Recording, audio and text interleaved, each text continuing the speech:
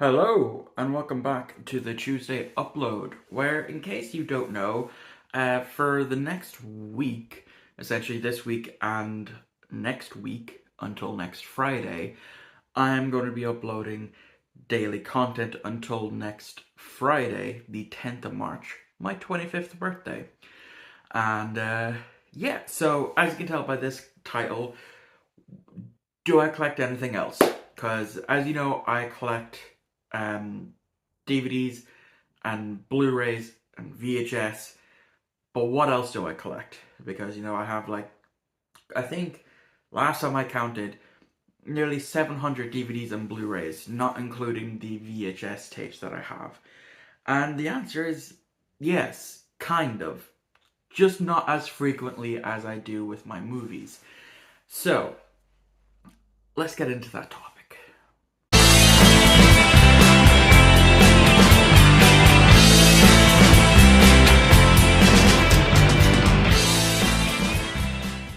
Okay, so yes, I do collect other things, just not actively collect other things. So I have some that I'm going to show off that I do collect, and some that I'm not going to show off. Those two being my Doctor Who action figures, which I do collect, just not as frequently because they're expensive, and the only two places where I can actually buy them buy Doctor Who action figures now is Amazon and eBay. Both of them are way too expensive. Like with Amazon, they do have the B&M exclusive figures for 2 or 3 times the price, and then eBay buying just one action figure could cost me about 30 to 50 euro, 20, 30 or 50 euro. It depends on the figure as well. And that's why I don't actively go out and collect Doctor Who action figures anymore, because it's expensive. It's a really expensive hobby. The other thing that I do collect, just not as frequently, is books. I do read occasionally. So in my collection downstairs, I have a near complete not saga, a near complete authors collection, that being Darren Shan. He's an Irish author. One of his book series did get turned into a movie. It's not great, but I do love it. I did make a review on that last year. It's the Cirque du Freak the Vampire's Assistant movie. And I have a near complete book collection of him. I'm missing not a lot of books actually. It's very, very near complete. And that will include his other series that he does under a pseudonym of Darren Dash. I just need to get around to completing that at some point. Um, as well, I have, all the Harry Potter books, but I don't have them on display. I have, quite a good few books as well. I have the all four Hunger Games books. I have a signed copy of I Am Spock by Leonard Nimoy, which I did do a video on last year. And I have some manga books, Japanese comic books in my collection as well. Uh, it's just too much hassle to bring up everything, and it will make this video 3 times the length that it is if I was to show off my entire book collection. Now, with the Doctor Who figures, I have done 2 separate videos on that. One showing off my collection, and then one showing off the collection of a friend that gave me his entire action figure collection. I done that last year. You can go look for it yourself. So, besides Doctor Who action figures and books, what else do I collect? Well, albums, kind of. It's a bit finicky. I'll get to that when I get to that. Xbox 360 games, and comic books. I'll start off with the comic books because they're what's closest to hand. Now, I don't actively go out and collect comics. The comics that I have either been gifted or I bought in my trip up to Dublin last November, where I bought a good number of comics from Forbidden Planet. Um, the main reason why I don't actively collect comics is there's certain comic series that I want to actually collect, the Doctor Who comics, the Power Ranger comics, because I have a few in my collection and I've read them and they're really, really good. And I mainly want to read the Shattered Grid comic series with the evil Tommy Oliver, or Lord Drakon as he's referred to. And in the comics, they're a lot more darker than the actual Power Ranger TV series. And there's a lot more lore into them that is slowly becoming canon into the main Power Ranger universe. I may not watch Power Rangers anymore, but I still keep up with it very, very frequently. So, that as well, where I live, the only place I have to go buy comics is if I travel up to Dublin to Forbidden Planet, or if I order them online. And if I order them online, it's going to be a lot more expensive. So that's why I don't actively go out and collect comics. Now, I do have a sizable chunk here, a decent enough comic stack that I will, of course, go through. I just need to sort them out into series. Okay, so I have them organized. So I will go through the different series and we'll start off with Star Wars. Now, as you know, I'm not a big Star Wars fan. I literally got this because I found it in a charity shop with a few other comics that I'll get to after this. That I basically paid €2 for the lot. And we have the comic version of Star Wars Episode 1, The Phantom Menace. And I haven't read it fully, but it is literally from what I've gathered from, skimming through it, it's essentially the entire movie in comic book form. So I literally, like I said, got it in a bundle. That's why I have it in my collection. The next one up is some Marvel comics. We have this one. I literally got it because I saw it has the House of M on it. It's Marvel Legends. And now I know I recognize House of M, not fully, but yeah. I'm just going to show off the back for AJ because, we see the Punisher here. And he's a massive Punisher fan, so I thought I'd make him a little bit happy by showing him some Punisher. Anyway, the next ones, so I got those two plus this almost complete Iron Man run. I'm just missing volume 5 of this, and it's Iron Man the Invincible series. I think I've said that right. So we have 1 of 6. Now some of these are in plastic things, but not all of them. And then we have 2 of 6. I haven't read these either yet. I should, I know the 5th comic in this series is actually pretty cheap last time I looked at it. There's 3 of 6. So it's literally just a case of picking it up at some point. Then we have 4 of 6. And then lastly, 6 of 6. So yeah, like I said, I'm basically missing the 5th one in that series. So basically all of these I got in a charity shop for €2. Now I have shown them off in a pickups video a while ago. So now we're going to move on to Power Rangers. So I don't have complete sets here. This is all, I basically got nearly all of what Forbidden Planet had up there because they were pretty cheap and they still actually have the price tags on them. So I got Power Rangers Unlimited #1 for €3. This goes more into Astronema, so it's for the Power Rangers in Space series, so it gives more backstory into Karone and how she ended up becoming Astronema and that, because I have read it and I fucking loved it. I love the backstory that I get on that. Then I also have another Power Rangers Unlimited 1. It's a different story, again €3. It shows off young Rita Repulsa there and how the Phantom Ranger, which is this guy, gives him more backstory because we only really see him in a bit in Power Rangers Turbo. So it fleshes out him a lot more, and it shows how Rita fell to become Rita Repulsa in the actual show. And then I have Power Rangers, I believe issue number 56, which has a really, really nice cover on it. I absolutely love it. And I read this the other day. It takes place after Shattered Grid with a mysterious new Green Ranger. But yeah, it takes place after the Shattered Grid storyline. Now, I haven't read this one yet. It is Go-Go Power Rangers number 30.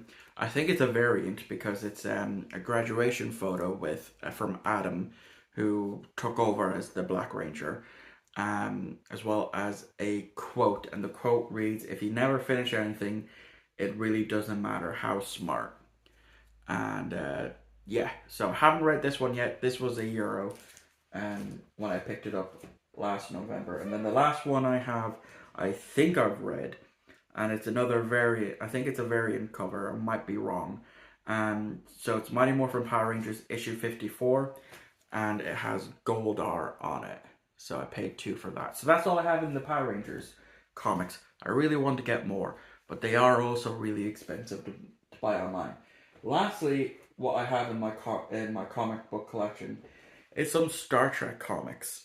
So I will, of course, finish off with stuff that I picked up in Forbidden Planet last November, and that is a Star Trek Discovery Adventures in the 32nd Century comic book for €2. It basically fills in a little bit more gap between the relationship of Adira and Gray, and that's essentially about it. It's very quick. There's not really much to it. I read it. It was all right. So the next two is ones that I inherited from my mother. She has some of these. She has a lot of Star Trek books that I have left over. So I'll start off with this one being the Mondola Imperative. I believe I'm saying that right. It's basically two comic stories in one that intertwine. I haven't fully finished it.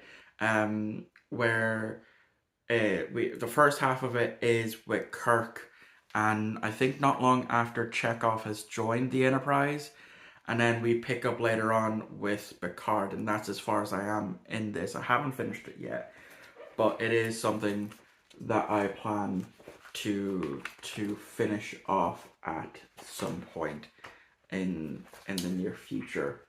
So just giving you quick glimpses there. The next one I have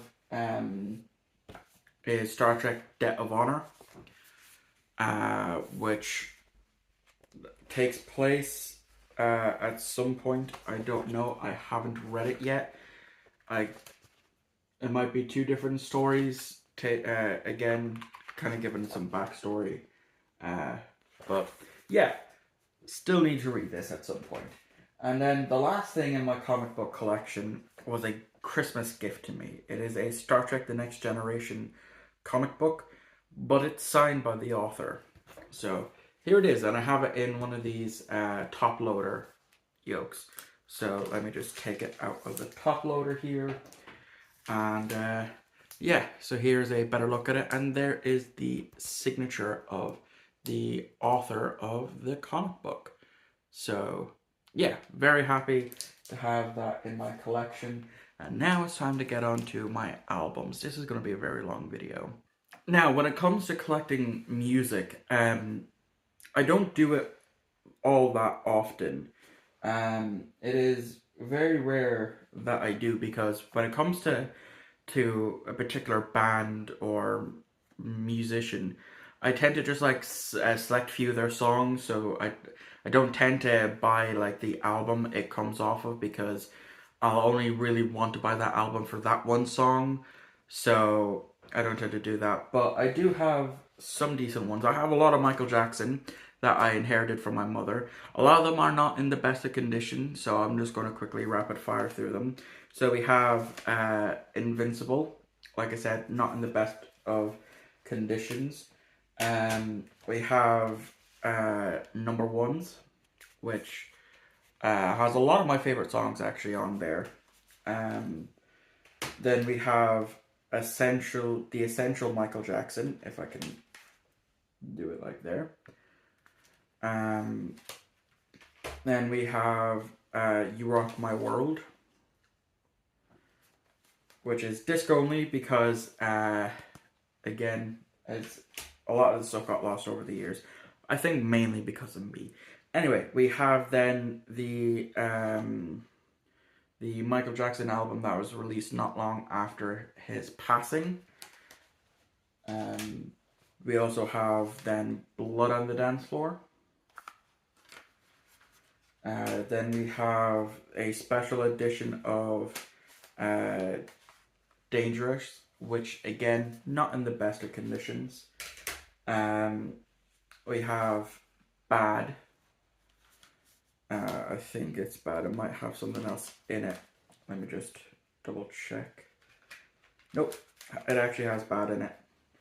And then the Bad 25th anniversary. This is actually in not that bad of a not bad condition. So then Thriller. And then lastly, Off the Wall. So that's all the Michael Jackson albums that I own that I inherited from my mother because she was a massive Michael Jackson fan. Hence probably why I'm called Michael. Anyway, the other stuff that I have like a lot of different albums, type of albums here. So I'll quickly go over them. So recently in the charity shop, I picked up Eminem's Curtain Call because it has like a lot of my favorite songs on here. So that is why I decided to pick it up and add it into my collection. Now, there's a YouTuber that I used to love who is a musician named Nate Wants a Battle, or Nathan Sharp. He owns his own record company now, Give Heart Studios, and he's put out a few albums that, you know, if you buy them, he'll sign them. I have two of those. The first one being Sandcastle Kingdoms, and as you can see, it is signed there, and it's a wonderful album. I absolutely love all of the songs on there. They're really, really good. And then I found Nate when he was just doing Pokemon parody songs, and then when Five Nights at Freddy's dropped and he started making music on that, that's when he really skyrocketed. And he put at the time was supposed to be the Ultimate Collection, which I did buy signed, and it has like I love a lot of the FNAF songs that he's done. Like I loved Mangled, I love Salvaged, I love Nightmare, I love Home, I love This Is the End. The finale, Enjoy the Show, I think is between Enjoy the Show and Mangled, I'd say is my all-time favorite. So yeah, that is signed. Now I also got heavily into another band 4 years ago called Sleeping with Sirens, and so I only have one of their albums, and that is Feel. So it comes in a nice slip, and I have listened to it in full. There are a lot of songs that I do love on this on this album, like Feel, Alone, I'll Take You There, Congratulations, and Sorry. So yeah, I definitely enjoy a lot of those. The Beatles, I really do love the Beatles, and I own quite a few of their albums. So we'll start off with Revolver, which I picked up in a charity shop. It has quite a few of my favorite songs on there, which is why I got it. Also because I found it in a charity shop. I never really find Beatles albums in charity shops. Thankfully, I did find this one, and then I found it not long after that, but I didn't pick it up because I already have it. And then in Golden Discs, which is a record shop essentially, I picked up the anniversary edition of Abbey Road, and again, a lot of my favorite songs that are on this album. And then the first two Beatles albums that I ever picked up was these. I'll show this one off first. It's the Greatest Hits. Because it does have a lot of my favorite songs. Like Love Me Do, She Loves You, I Want to Hold Your Hand, Can't Buy Me Love, A Hard Day's Night, 8 Days a Week, Help, Yesterday, Yellow Submarine, Eleanor Rigby, Penny Lane, All You Need Is Love, so on and so forth. And the main reason why I picked up Sgt. Pepper's Lonely Hearts Club Band is not only is it a good album, I had to study this in music for my leaving cert for my final exams. So I had to. There was 3 songs on here that I had to study, and that was Sgt. Pepper's Lonely Hearts Club Band. Um, let's see, what was the other one? She's Leaving Home. And I think it's When I'm 64 was the other one that I had to study. But yeah, so those are all the Beatles albums. Now, we get on to my favorite band of all time, and this video is getting very, very long, and I still have my Xbox 360 stuff to go over. Avenged Sevenfold.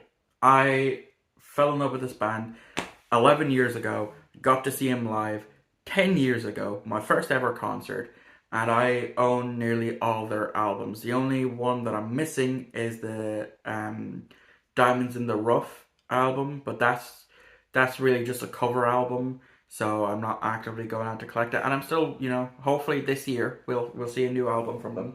But I own all the other albums. Again, not really the best of condition because that's when I bought a lot of these from eBay. So we had their very first album, Sounding the Seven Trumpets. I like a good number of the songs on here, but it's not an album I really return to. As a first album, it's good. They've done a good job, but it's not one that I actively return to. I do, however, return to this, which is Waking the Fallen. It should have a slipcover, but this is my personal copy that I've had since 2013 or 2014, and it's, as you can tell, it's been through the ringer. But I absolutely love this album. Waking the Fallen, to me, is their best album of all time. My favorite song from them comes on this, being Unholy Confessions.